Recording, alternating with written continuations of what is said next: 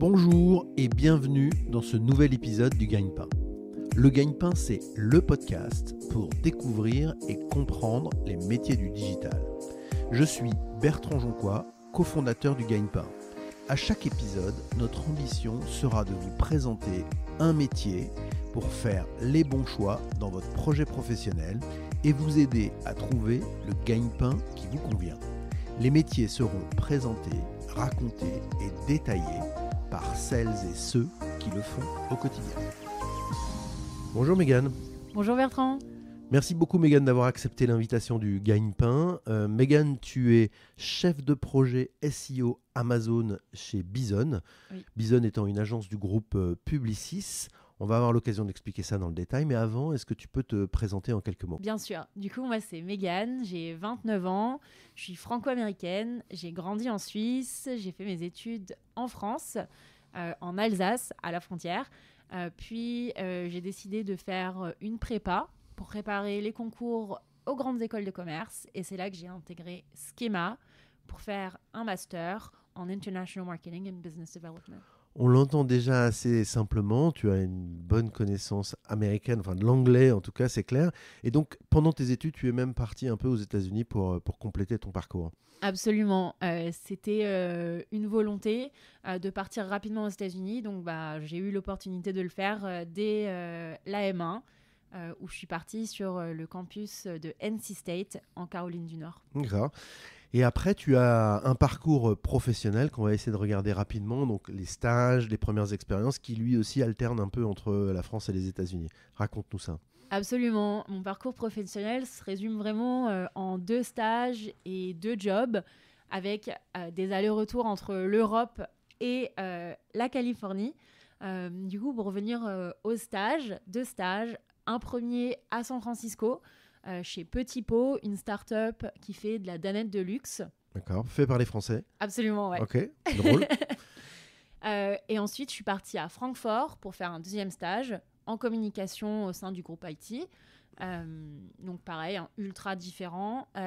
Et enfin, les 2 expériences, les 2 jobs, je suis repartie à San Francisco pour rejoindre Enso, encore une start-up en marketing digital, avant de revenir à Paris finalement pour rejoindre une autre start-up qui cette fois-ci s'appelait Chefing et qui était une agence événementielle d'entreprise. Ok, donc vraiment une bonne alternance entre la France, l'Europe et les États-Unis. Et maintenant, donc, tu travailles chez Bizone. Donc Bizone, c'est une agence du groupe Publicis. Est-ce que tu peux nous présenter cette entreprise ? Absolument. Du coup, Bizone, on est une agence e-commerce et on accompagne les marques à se lancer ou se développer sur Amazon. D'accord. Donc c'est la possibilité pour toutes les marques d'aller sur la marketplace d'Amazon et de vendre directement aux consommateurs via Amazon. Absolument. Donc en fait, nous, on accompagne vraiment toutes les marques sur toute la chaîne de valeur Amazon, que ce soit dans la réflexion de la stratégie, dans le contenu de marque, ou encore sur l'activation média pour faire en sorte de vendre plus et d'être ultra visible sur la marketplace. D'accord, c'est très clair. Est-ce que maintenant tu peux nous parler de ton métier, donc chef de projet SEO Amazon, ça veut dire quoi ? Bien sûr, qu'est-ce que c'est d'être chef de projet SEO Amazon ? C'est tout simplement accompagner les marques sur la marketplace pour qu'elles vendent le mieux possible et que leurs produits soient trouvables. D'accord, tu peux donner un exemple de produit pour lequel tu travailles par exemple ? Carrément, par exemple Haribo et tous leurs bonbons. D'accord, donc si on achète des bonbons Haribo sur Amazon, c'est grâce à toi. C'est grâce à moi que vous les trouvez en tout cas, ouais. Mégane, est-ce que tu peux décrire maintenant les missions quotidiennes de ton métier ? Oui, alors du coup, ça se résumerait, je pense, en 3 missions principales. La recherche sémantique, la réflexion marketing et enfin, la rédaction de la fiche produit. D'accord. Alors, si on revient sur chacune de ces missions, la recherche sémantique, ça veut dire quoi ? Donc, la recherche sémantique, c'est quoi ? C'est vraiment le cœur du SEO. Ça va être vraiment de trouver les bons mots-clés qui matchent avec les requêtes utilisateurs sur Amazon pour ensuite pouvoir les implémenter dans la fiche produit et ressortir sur ces recherches-là. D'accord, donc l'idée c'est de trouver les bons mots pour que les utilisateurs trouvent des Haribo quand ils cherchent des Haribo. Ils ne cherchent pas forcément Haribo, ils cherchent peut-être bonbons, goût, fraise. Exactement, ouais. Ok. Après, tu as dit dans la 2e mission, réflexion sur le marketing. Donc là, c'est quoi ? Alors, la réflexion marketing, ça va être vraiment comment est-ce qu'on positionne son produit sur Amazon par rapport à la concurrence, par rapport à la maturité du marché et surtout par rapport à la marque et comment elle veut s'exprimer sur la marketplace. D'accord. Et après, tu as mis rédaction optimisée. Donc là aussi, il faut encore parler Word. Exactement. Finalement, une fois qu'on a fait la recherche sémantique, qu'on a fait notre réflexion marketing produit, c'est là où en fait, la rédaction rentre en jeu. On a tous les éléments pour construire une fiche produit qui est optimisée et qui peut performer pour justement aller convaincre les utilisateurs d'acheter. Donc la finalité quand même, c'est de rédiger cette fiche produit. Enfin, il y a la rédaction, et puis après, les autres équipes amèneront, j'imagine, les images, tout ce qui va autour de la fiche produit. Mais la clé, c'est de rédiger la fiche produit. Ouais, exactement. Ce qu'on va livrer au client comme produit final, c'est vraiment sa fiche produit rédigée. Megan, quelles sont les 3 principales compétences requises pour ce job de chef de projet SEO Amazon ?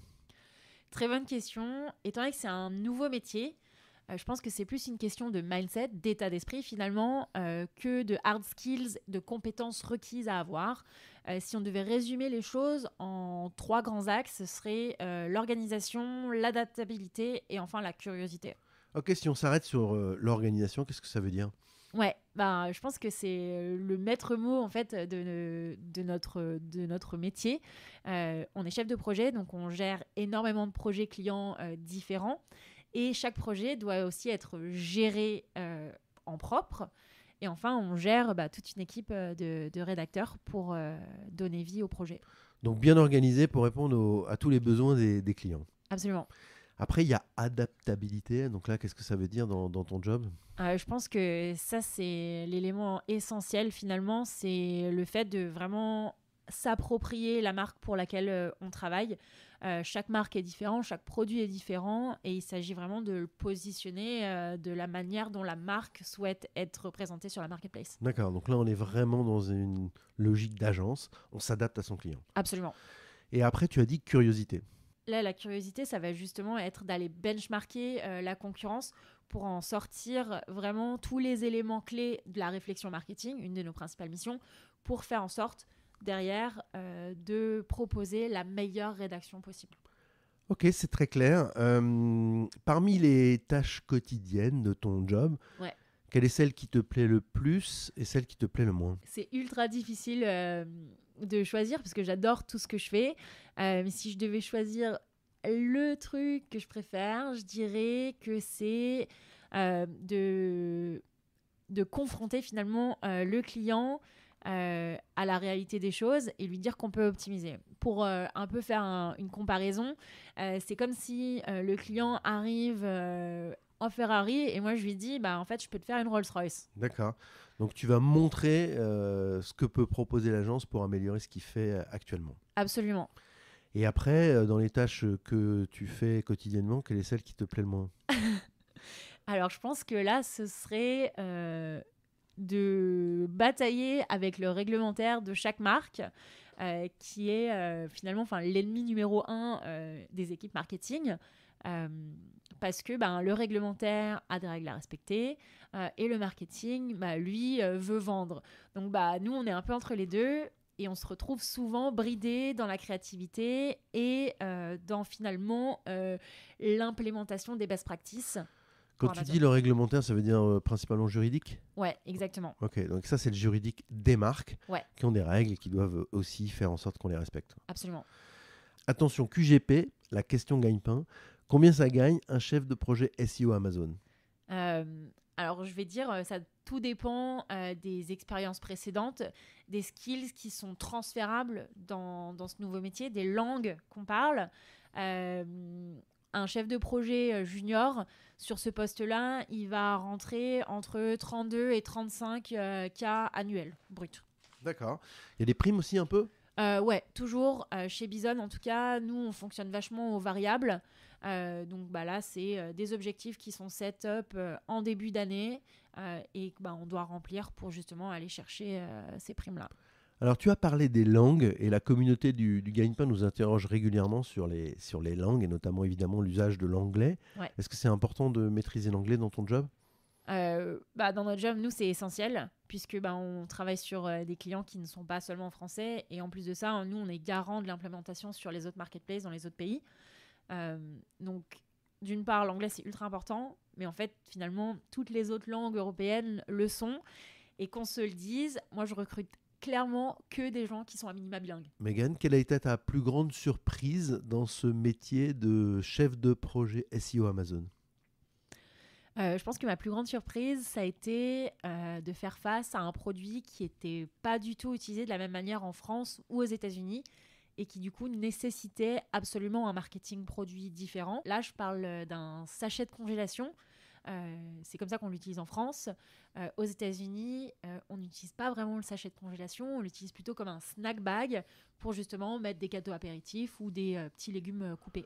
Donc là, on rejoint la qualité dont tu parlais tout à l'heure, l'adaptabilité. Il faut s'adapter au produit pour pouvoir s'adapter au bon marché. Ouais, il y a une question d'adaptabilité, mais il y a aussi une question d'intelligence culturelle. On ne l'invente pas. Et ça passe aussi par la curiosité d'aller voir ce qui se passe ailleurs. Ok, excellent. Pour ceux qui nous écoutent, est-ce que tu pourrais indiquer quelles sont les bonnes formations pour ce métier et comment tu recrutes dans ce métier ? Alors, c'est une très bonne question, on me la pose souvent. Je pense pas qu'il y ait de bonnes formations pour ce métier-là. Encore une fois, c'est un métier qui est nouveau. Donc, nous, on va vraiment aller regarder plus sur tout le côté attitude, en fait, soft skills. D'accord. Forcément, on va aller regarder les langues que tu parles, D'accord. l'anglais principalement. Et enfin, on est quand même dans un métier où il s'agit de rédiger. Donc, c'est quand même important d'avoir une plume. D'accord. Donc, anglais, soft skills et rédaction, quoi. Grosso modo, ouais. c'est les sujets importants quand tu recrutes. Et toi, est-ce que tu continues à te former régulièrement et si oui, comment ? Évidemment qu'on continue à se former régulièrement. On est sur un écosystème qui bouge ultra vite, où les règles du jeu évoluent constamment. Donc déjà, nous, on doit benchmarker toujours les changements du côté d'Amazon. Et ensuite, forcément, comment est-ce qu'on adapte nos stratégies en fonction de tout l'écosystème. Aujourd'hui, on est sur une grosse accélération retail média et on doit construire finalement les ponts sur comment est-ce que nous, on rend service à faire grandir davantage le retail média. Megan, est-ce que tu peux nous décrire le mode de vie dans ton travail ? Notamment, on pose cette question à propos du télétravail. Absolument. Je pense que la première chose à dire, c'est que tous nos outils sont faits pour travailler à distance et que du coup, le télétravail fait partie intégrante finalement de notre quotidien. Nous, on a le droit jusqu'à 2 jours de télétravail chez Bison.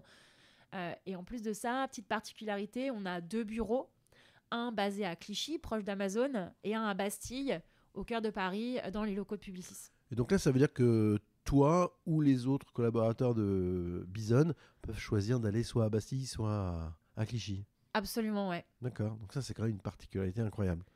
C'est la particularité d'avoir les outils qui nous permettent de travailler à distance et surtout d'avoir une confiance presque aveugle finalement envers les équipes. Est-ce que tu peux aussi préciser des choses qui nous sont souvent demandées, les emails, les présentations, les réunions ? Voilà, comment ça se passe ? Est-ce qu'il y a beaucoup d'emails, beaucoup de réunions, beaucoup de présentations ? Alors oui, tout simplement parce que l'email, c'est vraiment le canal de communication avec les clients. Donc tu commences la journée par une petite lecture d'email, c'est souvent comme ça que ça démarre ? Alors souvent les emails, je me les laisse pour le midi parce que souvent les emails, c'est quelque chose qui est facile à traiter. Je préfère faire les tâches compliquées en début de journée. D'accord. Présentation, il y en a beaucoup ? Ah ouais, alors les présentations, nous on a un devoir vraiment de pédagogie envers les équipes des marques pour vraiment expliquer la démarche de comment est-ce qu'on a construit notre travail, une pédagogie interne au sein de Bison aussi puisque tous nos métiers sont reliés. Donc, et les réunions ? Ah oui, et les réunions, c'est surtout des réunions internes pour de la coordination de projet. puisque tu t'en doutes bien, on n'a pas forcément que la rédaction d'une fiche produit, mais il va y avoir aussi tout l'aspect visuel, tout l'aspect stratégique, tout l'aspect advertising qui vient s'ajouter à ça. Et du coup, si on ne se coordonne pas en interne, c'est impensable de gérer un projet correctement. Et les réunions, ça provoque des déplacements ou on fait tout en ligne? Alors, nous, les réunions, avec les clients en tout cas, moi, elles sont toujours à distance. Je suis jamais allée chez un client. Et puis les réunions internes, c'est un peu en fonction de qui est où, sur quel campus ou s'il est en télétravail. Tout peut se faire par visio. Ok. Est-ce qu'il y a une différence entre le métier que tu fais et celui que tu imaginais avant de le faire? Oui, et c'est principalement finalement la différence entre le SEO Google et le SEO Amazon. Euh, on avait Léa justement dans l'épisode 47 qui nous disait, qui nous décrivait les 3 piliers du SEO Google avec la ligne édito, la popularité et la technique. Finalement, nous, Amazon, on va garder ce champ édito avec toute la recherche sémantique, mais tout ce qui est technique et popularité, un peu moins, puisque nous, on va vraiment implémenter une grosse brique marketing produit dans tout ça. D'accord. Megan, est-ce que tu peux nous expliquer quelles sont les évolutions possibles pour ce métier de chef de projet SEO Amazon, notamment dans une agence comme Bison? Ouais. Je pense que la principale évolution, c'est manager plus de projets d'une part et manager plus de collaborateurs. D'accord. Et toi, tu as déjà fait cette évolution? Absolument. J'ai pris plusieurs casquettes depuis que je suis arrivée chez Bison. J'ai commencé en tant que chef de projet SEO Amazon. Et puis j'ai rapidement pris des responsabilités marketing et communication. Et aujourd'hui, je pilote finalement toute la partie SEO chez Bison. Et en plus de ça, je suis responsable de la marque et de son expansion à l'international. Donc si on va voir ton profil LinkedIn aujourd'hui, on verra autre chose que chef de projet SEO Amazon, on verra un titre de brand manager, c'est ça? Exactement, oui. Ok, donc les gens ne soient pas surpris s'ils vont voir ton profil. Après, j'ai quand même laissé la casquette SEO sur mon profil LinkedIn. Megan, est-ce que tu pourrais nous conseiller des films, des séries, des livres, des podcasts en rapport avec ton métier pour que ceux qui nous écoutent puissent aller un peu plus loin? Oui, alors première chose, je dirais, allez regarder les webinars Bison. Nos métiers, ils sont nouveaux. Nous, on fait énormément de pédagogie autour de ça. Donc, super ressource. Et deuxièmement, je dirais, allez écouter le podcast de Tommy Beringer qui travaille chez Merchant World, qui est un de nos outils qu'on utilise en SEO, Amazon, et qui s'appelle Sell, Rank, Win. Ok, on mettra les liens vers tes 2 conseils dans les commentaires du podcast. Megan, en conclusion, qu'est-ce que tu souhaiterais ajouter pour ceux qui nous écoutent? J'aimerais partager une petite citation, une citation qui me tient à cœur, une citation de Monique Rodriguez. La citation, c'est « Success is not owned, it's rented, and rent is due every day ». Qu'on traduirait par? Qu'on traduirait par le succès n'est pas une propriété, on le loue et le loyer est dû chaque jour. Ok, excellent, j'adore. Et donc ça, tu as envie de le transmettre parce que tu penses que c'est important pour ceux qui nous écoutent? Oui, parce que je pense que ça rappelle que le succès n'est pas permanent et que c'est plutôt un processus qui est ultra dynamique. Megan, merci beaucoup. Avec plaisir, merci Bertrand.